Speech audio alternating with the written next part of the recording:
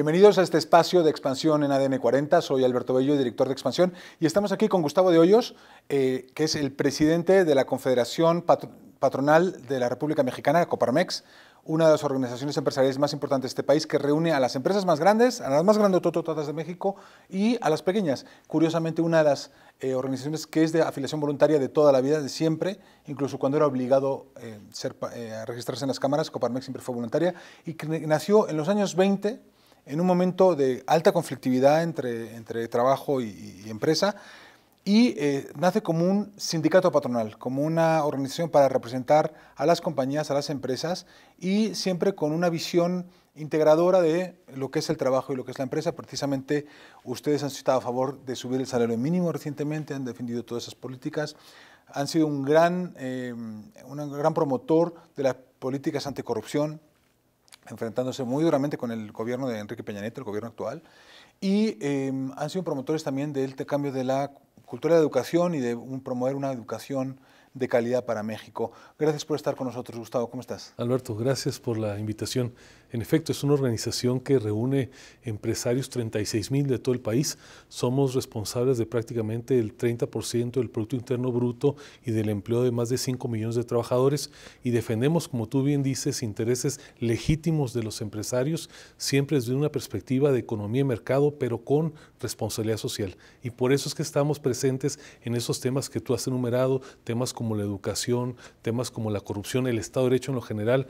Pensamos que todo lo que pasa en el país, a final de cuentas, se traduce en una mejor posibilidad de bienestar y también, ¿por qué no decirlo?, para que los negocios puedan crecer, puedan ser prósperos, para que a todos nos vaya bien.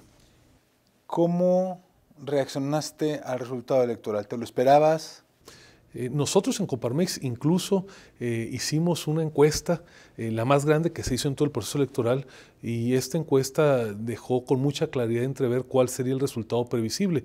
Esta encuesta, que tocó la puerta de más de 25,000 hogares, apuntaba claramente hacia dónde estaba la preferencia de los mexicanos, y nosotros, antes que todo, somos devotos de la democracia. Pudo habernos gustado tal o cual resultado, nos hubiera gustado probablemente una integración distinta de las cámaras para que hubiera más balances, más pesos y contrapesos. Sin embargo, antes que todo está la democracia.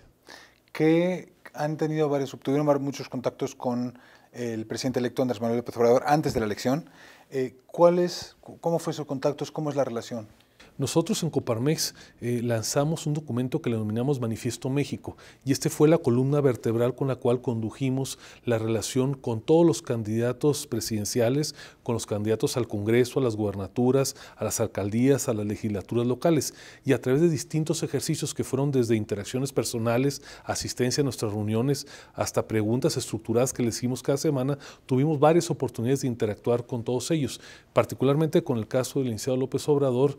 No fue la excepción, estuvo con nosotros, discutimos con profundidad, con respeto, y de estas discusiones hay temas en los cuales tenemos claras coincidencias y también temas donde tenemos profundos disensos. De lo que se trata ahora es avanzar en lo que estamos de acuerdo y poder superar paulatinamente o acercarnos en las posiciones donde no compartimos. ¿Cuáles son las coincidencias y cuáles son los disensos? Mira, hago un esfuerzo de síntesis, son muchos, es una agenda amplia, pero te diría, tenemos una visión compartida en torno a la nueva cultura salarial que implica, a final de cuentas, que mejore el nivel de remuneración de nuestros trabajadores en todo el país. Coincidimos en la importancia de fortalecer la seguridad pública, separando de la Secretaría de Gobernación todo el tema de seguridad. Compartimos la visión acerca de un Consejo Fiscal independiente que mantenga mucha más visión de largo plazo, en todo el aspecto financiero del Estado mexicano, y por otro lado tenemos una divergencia profunda en lo que tiene que ver con la Fiscalía General Independiente. Nosotros estamos a favor también claramente de la continuidad con mayor profundidad de la reforma energética, y estamos desde luego a favor de que se mantenga en todas sus dimensiones la reforma educativa. Muy bien, que hay una cierta incertidumbre en estos temas, ¿no? Tanto en la reforma educativa como la reforma energética, todavía no tenemos claridad sobre lo que va a ser el nuevo gobierno. Durante la campaña, las expresiones públicas del licenciado López Obrador y de su gente cercana fueron adversas, claramente en contra de reformas. En los últimos días, a partir de que pasó la jornada electoral, hemos visto posiciones un poco más conciliadoras. Creo que va a ser muy importante que en las próximas fechas haya ya señales claras, inequívocas, que den certidumbre, tanto en el aspecto de reforma energética como en el aspecto educativo, que es uno de los que más nos interesa a los empresarios. En donde sí hay bastante claridad es que ya ha dicho el licenciado López Obrador que no va a cambiar la forma de elección del fiscal.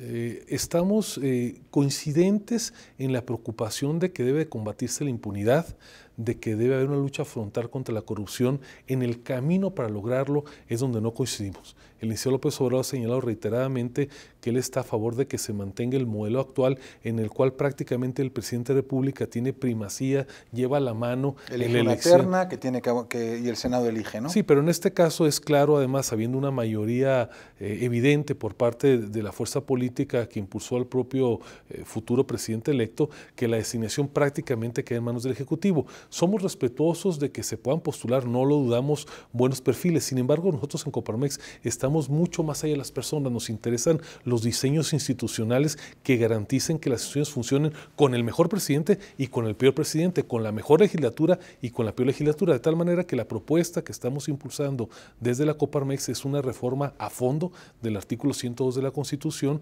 para que se cambie el modelo de cómo se elige el fiscal general, cómo se le despide también al fiscal general y cómo se le evalúa.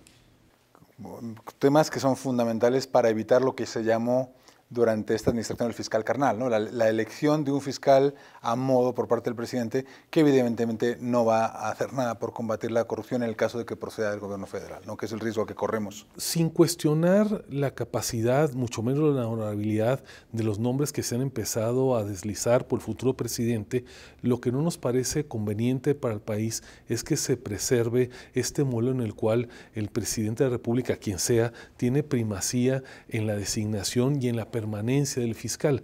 Esta circunstancia es lo que llevó a la sociedad es muy sabia a llamar al anterior procurador general como el fiscal carnal o fiscal a modo. Nosotros no creemos que haya simplemente cambio de actores, pero que se mantenga el status quo. Por eso lo que estamos proponiendo es que a través de un modelo mucho más estructurado haya posibilidad que los colegios de abogados, las cámaras empresariales, las organizaciones de la sociedad participen en el acopio de los mejores perfiles, haya mejores requisitos más estrictos para que se elijan los posibles fiscales y a partir de un procedimiento donde luego el presidente tiene una intervención muy importante y el propio Senado se elija a quien finalmente ocupa esta responsabilidad. Ahora bien, lo que también está claro es que los votantes le han dado a este gobierno, al gobierno que tomará posesión en diciembre, un poder muy amplio para no tener que pasar por estos procesos. Ahora vamos a platicar al rato de los riesgos de esta fiscalía y de qué esperamos en términos fiscales de este gobierno.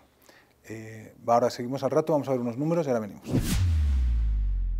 La Coparmex y Andrés Manuel López Obrador coinciden en que es fundamental elevar el salario mínimo en el país. El reto es complicado, pues en México las remuneraciones hacia los trabajadores siguen deteriorándose. Datos de 2017 señalan que la población que gana solo un salario mínimo aumentó 6.4%, es decir, que 479,000 empleados se sumaron a las filas de los que reciben 88.36 pesos diarios. En tanto, los trabajadores que ganan más de 5 salarios mínimos disminuyeron el 23%, lo que significa que 734,000 personas salieron de este rango de ingresos. El Consejo Nacional de Evaluación de la Política de Desarrollo Social señala que para que una persona pueda satisfacer sus necesidades básicas de alimentación, vestimenta, transporte, educación, salud y esparcimiento, debería ganar 94.06 pesos diarios.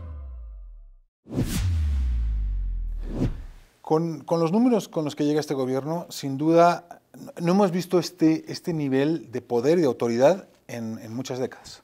Los votantes, Alberto, le dieron esa posibilidad. Sin embargo, y lo hemos dicho reiteradamente, quien será presidente de la República tiene que utilizar esa mayoría con una gran responsabilidad, con visión de Estado.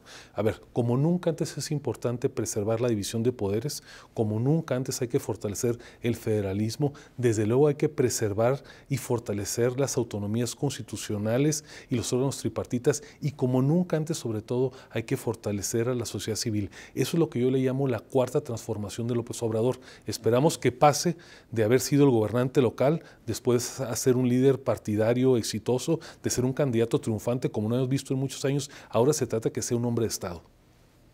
Ojalá. Ahora bien, uno de los puntos que hablábamos antes me parece importante, que es el tema de la independencia del fiscal y la autonomía de poderes. Es muy evidente que es necesaria. Ahora bien, el caso que vive Brasil, por ejemplo, nos habla de que a veces esta situación puede generar cierta parálisis en una lucha entre poderes y que no todas las agendas necesariamente es luchar la corrupción y se vuelven agendas personales. ¿Cómo ven el caso de Brasil en este caso? En el modelo que se ha venido proponiendo por más de 300 organizaciones de la sociedad civil, donde Coparmex desde luego tiene un papel fundamental, hemos visto, digamos, los factores de éxito y también los puntos negativos de algunas de esas autonomías en exceso. Lo que estamos planteando es que el fiscal general sí sea autónomo técnicamente en su actuación, tenga una duración limitada de tiempo. Hoy por hoy en la última reforma se le plantea 9 años, nos parece a nosotros que es demasiado. El histórico promedio en México son 2 años y medio, en Latinoamérica 4 años, y también estamos dejando previsto un modelo para que si el presidente de la República considera que una persona no está cumpliendo cabalmente con la responsabilidad, tiene desviaciones, pueda recurrir a la Cámara y pueda pedir la cesación del fiscal general, de tal manera que en la propuesta que está impulsando se buscan esos balances, es decir, aprovechar lo mejor de los dos mundos. Muy bien. Hablemos del Consejo Fiscal. Todos los números no mienten. México es un país con muy baja recaudación como el porcentaje del Producto Interno Bruto. México es un país que no recauda dinero. Este presidente electo ha dicho, no voy a subir los impuestos, voy a reordenar el gasto. Ahora bien, claramente México tiene un problema fiscal profundo. La propuesta que traen ustedes y que comparte el gobierno es la del Consejo Fiscal. Cuéntanos en qué quiere decir esto y qué esperas que salga de ahí, porque ya los compromisos están tomados. No voy a subir impuestos. ¿Qué puede salir de ese Consejo y qué es deseable que salga? Durante varias décadas hemos experimentado un proceso de concentración de poder en la Secretaría de Hacienda y Crédito Público. Si hoy por hoy podemos hablar de que hay un vicepresidente en México, ese es el secretario de Hacienda y Crédito Público. Hay una omnipresencia donde prácticamente todo lo que pasa en el Estado mexicano, centralizado en los estados, en la administración paraestatal, tiene que pasar por la Secretaría de Hacienda. Sea cual sea la solución, lo importante es que las decisiones de política pública que pueden impactar la estabilidad macroeconómica tengan un modelo de revisión y fiscalización distinto previo a que se egrese el recurso de la propia organismo, en este caso la Secretaría de Hacienda, que lleva a cabo toda la función presupuestal y la función de gasto público. ¿De qué es de lo que se trata? Que si se va a implementar una política pública que puede incidir en el largo plazo en la estabilidad de las finanzas públicas, antes de que se adopte, este Consejo emite una opinión, se le pregunta de manera pública, responde de manera pública y entonces la toma de la decisión está mucho más al escrutinio del Congreso y de los ciudadanos. Fundamentalmente en eso consiste. Se respetan las facultades obviamente del presidente, de la Secretaría de Hacienda para conducir la acción en lo cotidiano, se respetan las facultades del Senado, pero sin embargo hay este mecanismo que garantiza que no se tomen decisiones erráticas sin que estén a la vista de la sociedad. ¿Pero no estás de acuerdo que un problema fundamental de la economía mexicana que no se discutió en la elección, que no está en el programa del candidato, que yo no veo a nadie hablar de esto, es que México recauda pocos impuestos? Por la informalidad, evidentemente viene por el hecho de que tenemos 60% de la población viviendo en la informalidad, pero ¿cómo es posible que este tema no esté en la mesa? El presidente dice, voy a reorganizar el gasto cuando podríamos estar hablando de cómo ampliamos la base, etcétera. En muchos países el Consejo Fiscal Independiente hace propuestas de política hacendaria, no necesariamente de incrementar impuestos, sino identificar en dónde está habiendo disfunciones, en dónde no hay eficiencias y que se estén traduciendo en una baja recaudación.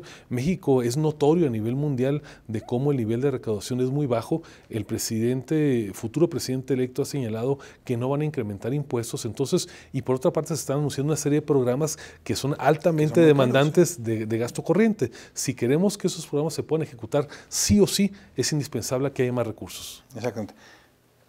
En 20 minutos, ¿qué esperas? 20 segundos. ¿Qué esperas en el combate a la inseguridad, a la violencia terrible que vivimos en este país? Es uno de los grandes problemas de México. Se requiere una reorganización institucional completa del Estado mexicano. Celebramos que el presidente haya dicho que todas las mañanas va a estar hablando de este tema, que va a estar encargado personalmente, pero más allá de la voluntad de un jefe de Estado, se requiere un mejor diseño institucional. El primer paso es separar de la Secretaría de Gobernación la función de seguridad pública. Que bueno, ya ha dicho que lo va a hacer. Eso creo que es muy buena noticia.